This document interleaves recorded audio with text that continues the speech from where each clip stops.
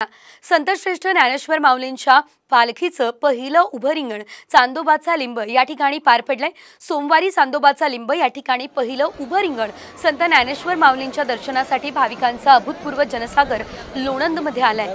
आळंदी पंढरपूर वारीतील विशेष महत्त्व असलेला रिंगण सोहळा यावर्षी वारकऱ्यांसाठी वारीचा आनंद द्विगुणित करणार आहे। तर एक नवी ऊर्जा यातून वारकऱ्यांना पुढील वारीसाठी मिळाली आहे। अलोट उत्साहात वारकरी रिंगण संपल्यावर आता तरळगावच्या मुक्कामासाठी सरसावलेत।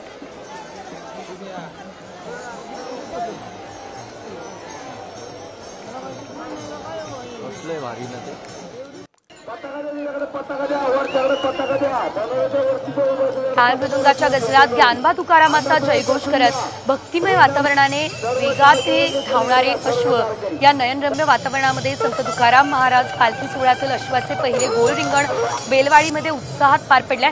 याची देही याची डोळा असा हा नयनरम्य रिंगण सोहळा वैष्णवांसह भाविकांनी अनुभवलाय। सुरुवातीला नगारखाना आणि दिंड्याशिवाय पालखी सोहळा रिंगण स्थळामध्ये दाखल झाला।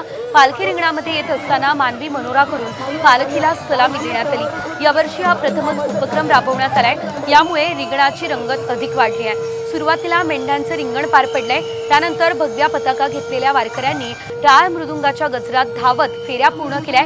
ड्रोन कॅमेऱ्यातून ही दृश्य खास साम टीव्हीच्या प्रेक्षकांसाठी सचिन कणसे यांनी टिपली आहेत।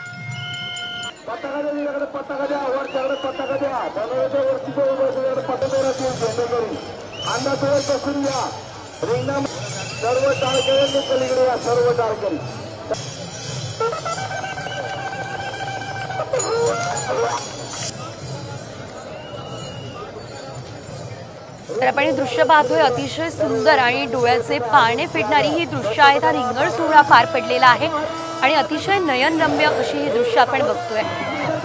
लाखोंच्या संख्येने वारकरी या ठिकाणी उपस्थित असल्याचं देखील आपण या दृश्यांच्या माध्यमातून पाहू शकतोय।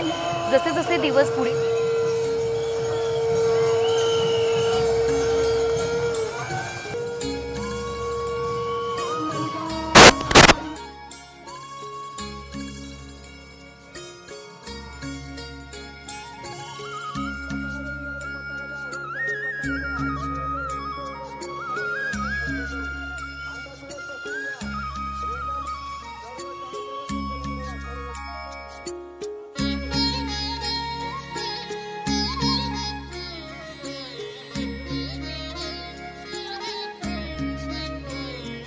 का म्हणे धावा पंढरी विसावा असं म्हणत संत तुकाराम महाराजांच्या पालखीचा पहिला रिंगण सोहळा बेलवाडी या ठिकाणी पार पडलेला आहे।